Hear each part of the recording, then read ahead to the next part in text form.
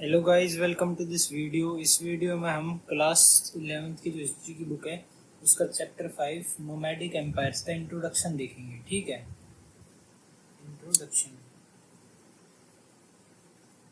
तो इंट्रोडक्शन में हम ये जो टर्म है नोमैडिक एम्पायर्स इसका मतलब समझेंगे, फिर मंगोल्स की थोड़ी बहुत हिस्ट्री जानेंगे, ज़्यादा हिस्ट्री नहीं जानेंगे, वो चैप्टर में जानेंगे। ठीक है, फिर उसके बाद चाइना के आसपास जो मंगोल एरिया है उसके बारे में जानेंगे थोड़ा बहुत, फिर यूएसएसआर की कोलोनाइजेशन हुई थी उसका क्या इम्पैक्ट पड़ा, फिर हिस्ट्री के जो सोर्सेज हैं कि भाई हमें इस हिस्ट्री के बारे में पता चला है तो ये हिस्ट्री कहाँ से आई ये भी जानेंगे। ठीक है, तो चलो शुरू करते हैं। तो नोमैडिक एम्पायर जो टर्म है ये थोड़ा कॉन्ट्राडिक्टरी है। कॉन्ट्राडिक्टरी कैसे है ये? क्योंकि जो नोमैडिक है, नोमैडिक और एक टर्म है एम्पायर, ये दो टर्म है अलग अलग। तो नोमैडिक का मतलब होता है, एनसीईआरटी में दिया गया है इसके बारे में, क्विंट एसेंशियल वेंडरर्स। नोमैडिक टर्म को क्विंट एसेंशियल वेंडरर्स कहा गया है। क्विंट एसेंशियल का मतलब क्या होता है? Perfect example. यानी कि इस पूरी टर्म का मतलब है perfect example of vendors. Vendors यानी कि वो लोग जो कि ऐसे ही घूमते रहते हैं, कोई घर पता नहीं होता। तो नोमैडिक लोग वही होते हैं, मतलब अपने जानवर को लेके चल दिए, कहीं पे भी रहने लग गए, फिर वहाँ पे घास वगैरह खत्म हो गई तो कहीं और चले गए, वहाँ पे जाकर रहने लग गए, तो उन्हें ऐसा कहा गया। लेकिन जो एम्पायर होता है वो बिल्कुल स्टेबल होता है, मतलब एक परफेक्ट लोकेशन होती है जिसे क्या कहते हैं, कैपिटल कहते हैं, वहीं पे राजा रहता है परमानेंट। तो ये दोनों बहुत ही कॉन्ट्राडिक्टरी टर्म है, क्योंकि नोमैडिक लोग एक जगह नहीं रहते तो वो एम्पायर कैसे बना सकते हैं जो कि स्टेबल हो, लेकिन उन्होंने बना दिया। इस चैप्टर में जानेंगे। ठीक है, फिर उसके बाद बताया गया जो नोमैडिक लोग होते हैं इनकी जो गवर्नेंस होती है ये बहुत ही रूडिमेंट्री होती है। रूडिमेंट्री यानी कि बेसिक। अगर एक गांव है, एक नोमैडिक गांव, मतलब 10-15 नहीं, 50-60 लोगों का झुंड है, वो अपने आप एक जगह से दूसरी जगह घूम के अपना गुजारा करते हैं, तो बहुत ही बेसिक गवर्नेंस होगी इनकी। मतलब एक उनका कबीले का सरदार होगा और उसकी मानेंगे सब और फिर घूमते रहेंगे। कबीले का सरदार चेंज हो जाएगा, बस ऐसा होता होगा। लेकिन जो एम्पायर होता है उसमें बहुत ज़्यादा जो गवर्नेंस होती है वो कॉम्प्लेक्स होती है। उसमें मिनिस्टर्स भी होते हैं, किंग होता है, फिर उसकी आर्मी भी होती है।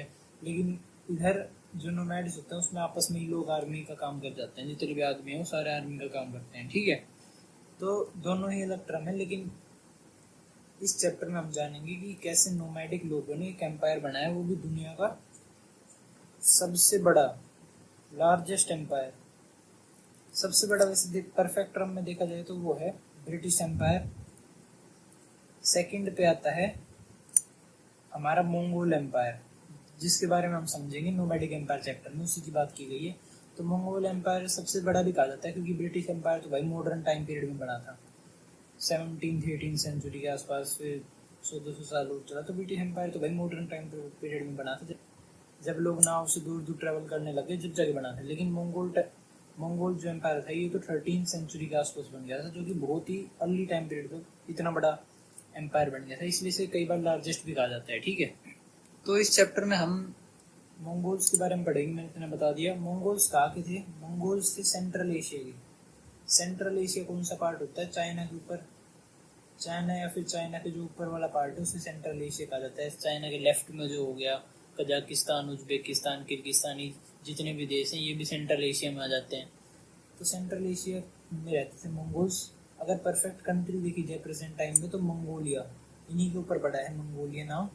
तो जो मंगोलिया कंट्री है, कहाँ पे है मंगोलिया कंट्री? जैसे कि हमारा, ये मान लो इंडिया है, यहाँ पे हमारा चाइना आ जाता है, तो ये जो देश है ये है मंगोलिया। मंगोलिया, चाइना और ये मान लो इंडिया है। ठीक है, तो मंगोलिया इधर है, तो इधर से मंगोल्स निकल के आए थे छोटे से एरिया में से, और पूरी दुनिया राज कर ली थी मोस्टली। जो सेंट्रल एशिया था वो पूरा हो गया था। पाकिस्तान, अफगानिस्तान इधर भी थोड़ा बहुत पहुंच गए थे। चाइना पे भी मोस्टली राज कर लिए थे इन्होंने। रशिया तक भी पहुंच गए थे। यूरोप में भी मोस्टली कंट्रीज पर राज कर लिया था, और मिडल ईस्ट पे भी कर लिया था। तो बहुत बड़ा एम्पायर बना दिए थे इन्होंने। ठीक है, फिर उसके बाद अब वो पढ़ते हैं बेसिक। हम उसके बाद थोड़ी सी हिस्ट्री जान लेते हैं। जो चाइना है, चाइना में उस टाइम पीरियड के आसपास एग्रो बेस्ड एम्पायर बनने लग गए थे। यानी कि कोई राजा था और उसकी जो इकोनॉमी थी वो एग्रीकल्चर पे चलती थी। स्टार्टिंग में ऐसा ही होता था, एग्रीकल्चर बेस्ड एम्पायर होते थे। तो चाइना में एग्रीकल्चर बेस्ड एम्पायर बनने लग गए थे। लेकिन जो मंगोलिया था, जो आस पड़ोस का जो देश है, 12th सेंचुरी के आसपास की बात कर रहे हैं हम, वहाँ पे नॉर्मली मतलब नोमैड्स रहते थे। मैंने भी बताया था, नोमैड्स जो आसपास में घूमते रहते हों और फिर अपने जानवरों को लेके फिर जहाँ पे घास हुआ पे रुक जाते हैं, ख़त्म हो जाते हैं, दूसरी जगह चले जाते हैं। तो नोमैडिक सिस्टम था मंगोलिया में। तो चाइना से बहुत ही इंफीरियर था इनका सिस्टम। चाइना इनसे बहुत आगे था उस टाइम। लेकिन इन्होंने कैसे ओवरकम किया चाइना को? किसके अंडर? गेंगिस खान के अंडर। ये जितना भी एम्पायर बनाया है इन्होंने मंगोल्स ने, ये गेंगिस खान इनका एक रूलर था, बहुत ही एम्बिशियस और रूथलेस रूलर था, उसके अंडर में बनाया है इन्होंने। और उन्होंने कैसे इस नोमैडिक सिस्टम से चाइना के सुपीरियर जो एग्रीकल्चर बेस्ड एम्पायर था उसे डिफीट कर दिया, ये भी जानेंगे, ठीक है, इसी चैप्टर के अंदर। फिर उसके बाद बताया है जो सोर्सेज हैं। हमें मंगोल्स के बारे में जितना भी पता है उसके सोर्सेज क्या हैं। तो सोर्सेज बताए गए हैं। जो मंगोल्स थे, जो रूलर्स थे, वो खुद कुछ भी नहीं लिखते थे। वो कोई भी लिटरेचर प्रोड्यूस नहीं करते। जैसे इंडिया में बहुत सारे राजा थे तो अपने बारे में कुछ ना कुछ लिखवाते थे। अशोका द ग्रेट था, वो भी अपने बारे में इंस्क्रिप्शंस लिखवाता था। जितने भी मुगल्स रहे वो भी अपने बारे में बहुत सारी बुक्स में लिखवाते थे, बायोग्राफी वगैरह में। लेकिन जो मुगल्स थे वो ऐसा कुछ नहीं करते। मंगोल्स से वो लिटरेचर वगैरह लिखवाते नहीं थे, क्योंकि भाई नोमैडिक ट्राइब थी, इतना ज्ञान भी नहीं, ठीक है। तो हमें ये हिस्ट्री के बारे में जो सोर्सेज है मंगोल्स की, वो कहाँ से पता चले? तो वो हमें पता चले क्रोनिकल्स से। क्रोनिकल्स क्या होती है? टाइम हिस्ट्री होती है, किसी भी हिस्टोरियन के द्वारा बनाई जाती है उस टाइम पीरियड के। मतलब जो बैठे बैठे देख रहा होता है कि भाई इस टाइम पे ये हुआ, इस टाइम पे ये, वो सब कुछ लिख लेता है। तो टाइम हिस्ट्री होती है कि भाई वंस करंट एरा के आसपास कोई बंदा पैदा हुआ, ए का बर्थ हुआ, फिर 10 करंट एरा के आसपास ए की डेथ हो गई, 12 करंट एरा के आसपास बी का बर्थ हुआ, फिर बी ने ये उखाड़ लिया वगैरह। ये सब कुछ टाइम हिस्ट्री होती है, इसे क्रोनिकल्स कहा जाता है। तो इन क्रोनिकल्स से हमें थोड़ा बहुत पता चला है मंगोल्स के बारे में। फिर उसके बाद ट्रैवलॉग्स होते हैं, उसके बारे में उससे पता चला है। ट्रैवलॉग्स क्या होते हैं? ट्रैवलॉग्स होते हैं कोई भी बंदा, जो एक बंदा है वो किसी जगह पे जा रहा है, तो अगर ये इधर से इधर जाएगा ये बंदा, तो वो कोई नई जगह पे जा रहा है, तो उसे क्या मिलेंगे? नए लोग मिलेंगे, उनके कस्टम्स मिलेंगे नए नए, उनके रिलीजन होंगे अलग अलग, उनकी और भी कई सारी टेक्निक्स होंगी, टेक्नोलॉजी भी अलग होगी उनकी। तो ये सब जो होगी वो अपनी नोटबुक में लिख लाएगा। अब क्योंकि वो ट्रैवल करके उधर जाके लिख के लाया था तो उसे कहा जाता है ट्रैवल लॉग। तो दूसरी जगह पे लोगों के बारे में कुछ लिख के लाना, उसे कहते हैं ट्रैवल लॉग। तो कोई भी बंदा मंगोल एम्पायर में आया होगा घूमने, तो उसने अपनी नोटबुक में लिख लिया होगा भाई ये सब है, तो उससे हमें पता चल गया ट्रैवल लॉग से, ठीक है।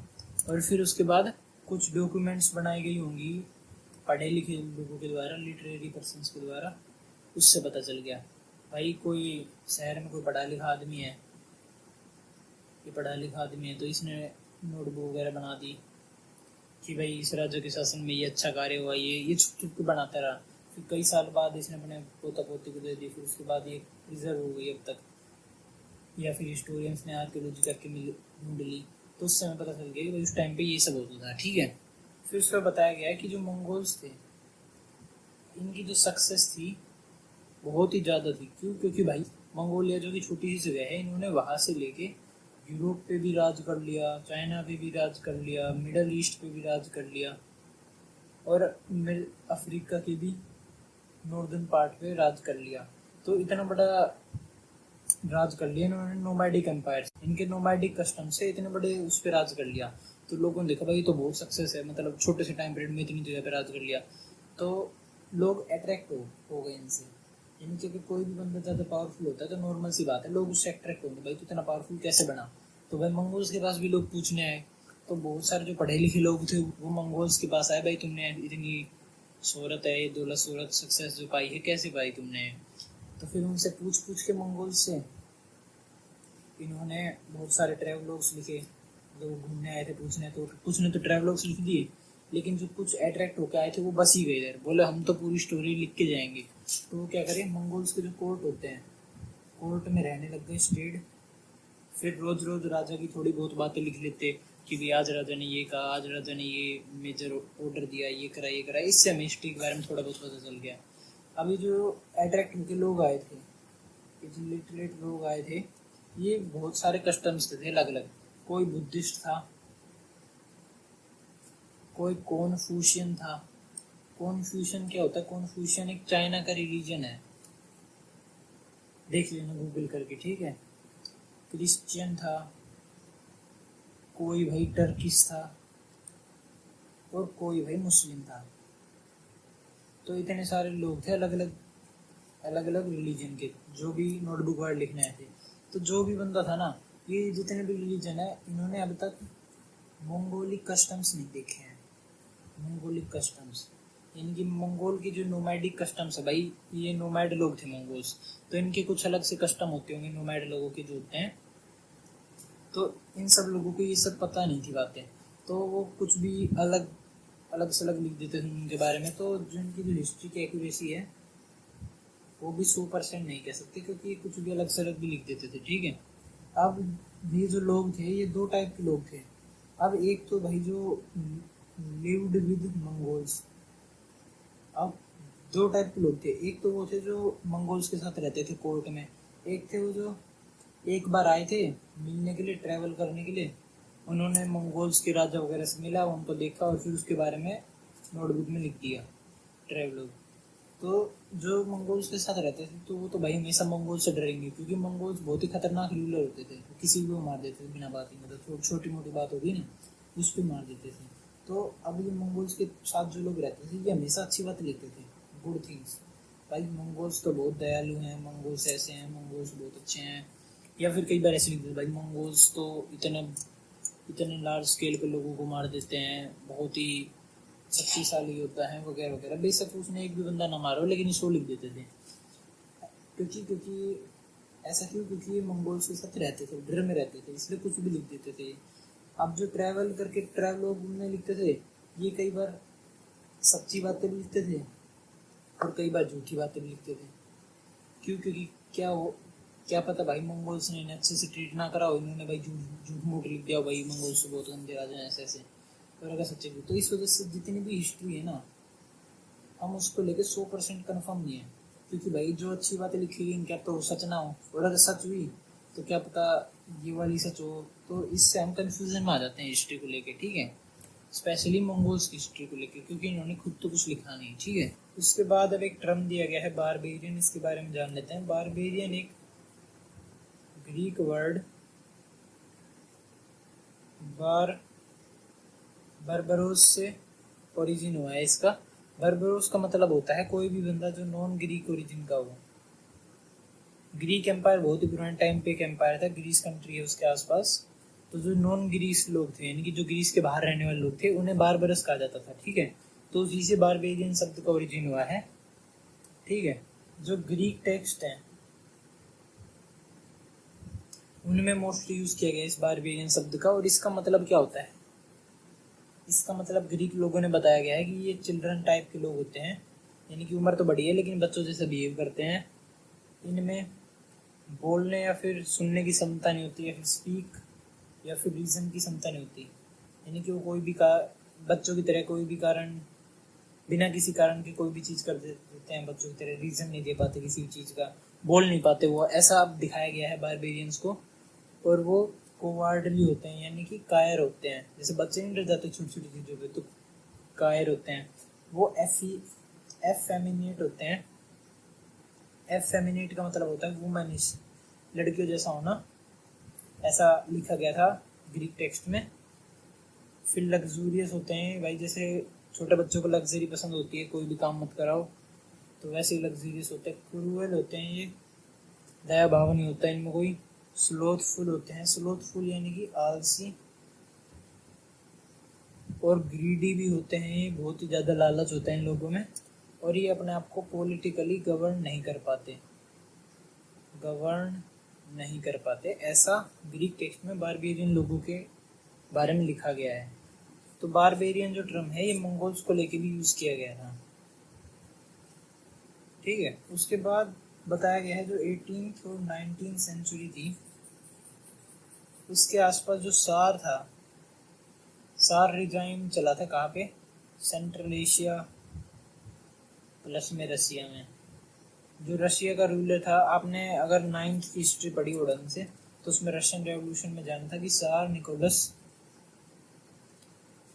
निकोलस ने रूल किया था रशिया पे, रशियन एम्पायर पे इस टाइम पीरियड के आसपास। 20th सेंचुरी में भी स्टार्टिंग में 1914 तक उसने रूल किया था, उसके बाद रेवोल्यूशन वगैरह को हटा दिया गया थे। तो जो जार रिजाइम था सेंट्रल एशिया और रशिया में 18-19 सेंचुरी के आसपास, उसके अंडर क्या हुआ, सेंट्रल एशिया में ही आता है मंगोलिया, तो मंगोलिया के ऊपर भी राज किया होगा इसने। तो उसके अंदर क्या हुआ कि भाई रशियन जो स्कॉलर्स थे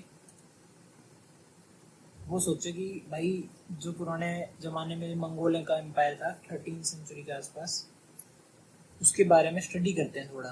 तो वो गए भाई मंगोलिया। अब मंगोलियन के अंदर था तो आराम से गए, उधर जाके स्टडी करी।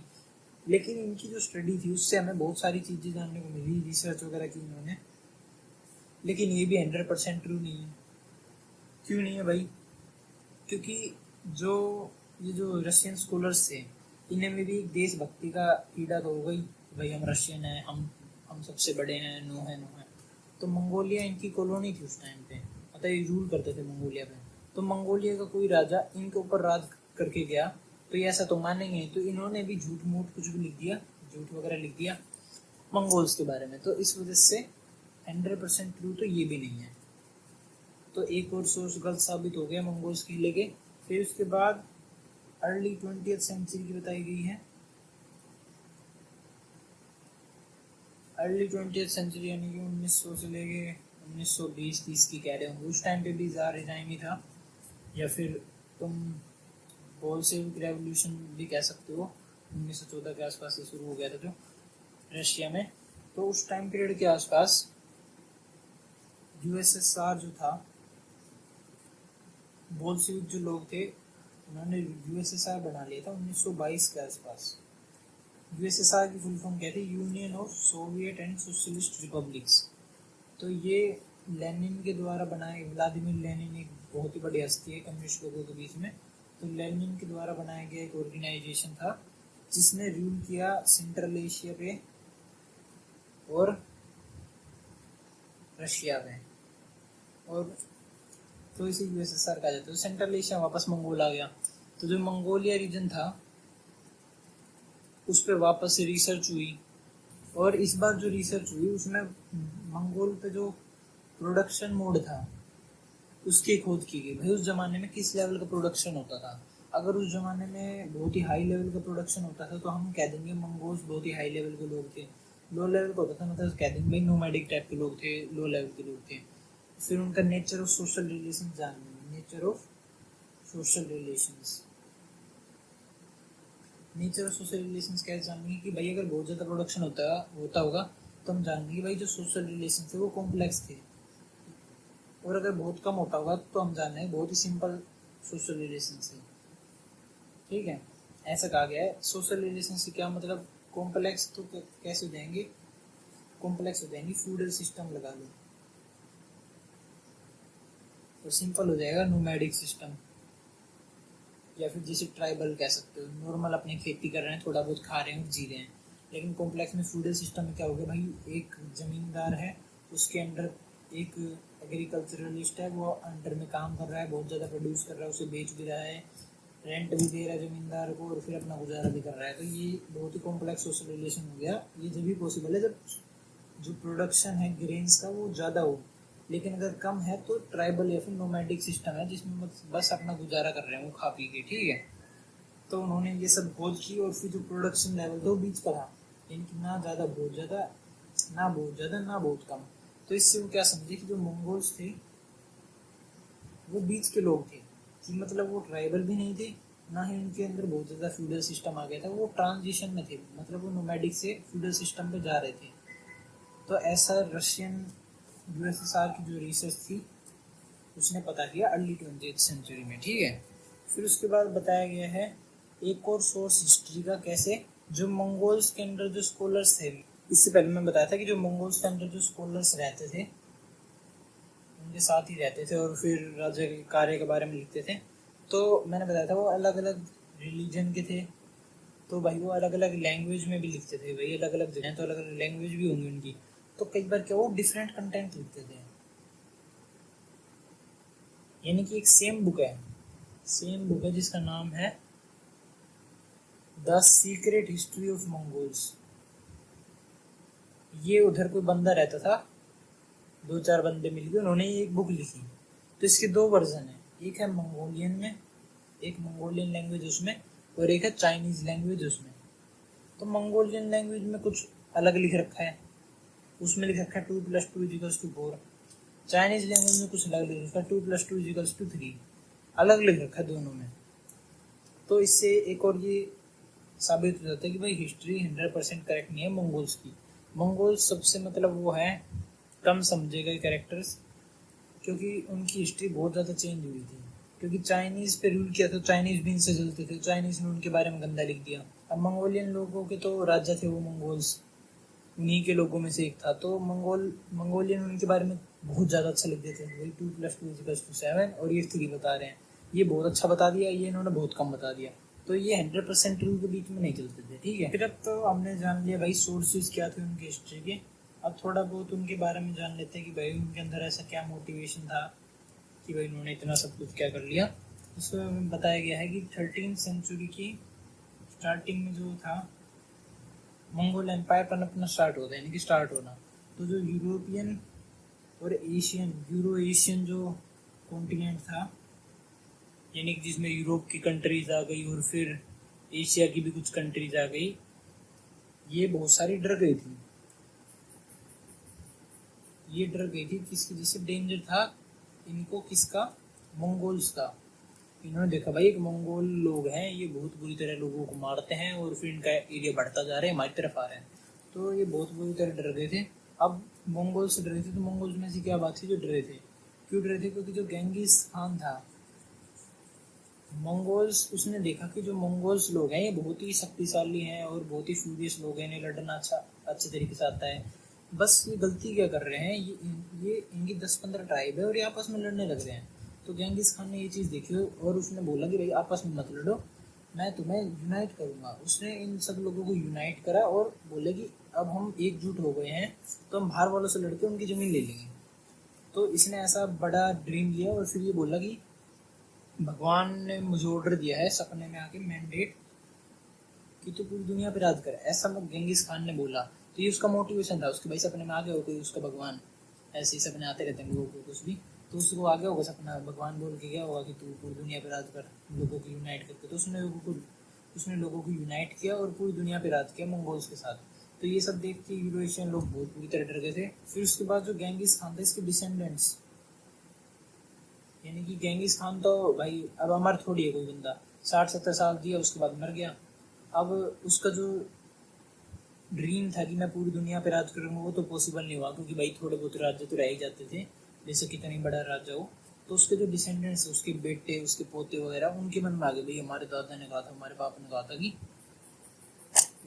उसको भगवान ने कहा है कि पूरी दुनिया पे राज करना है। तो वो भी लगे रहे इस कोशिश में कि भाई पूरी दुनिया पे राज हो जाए।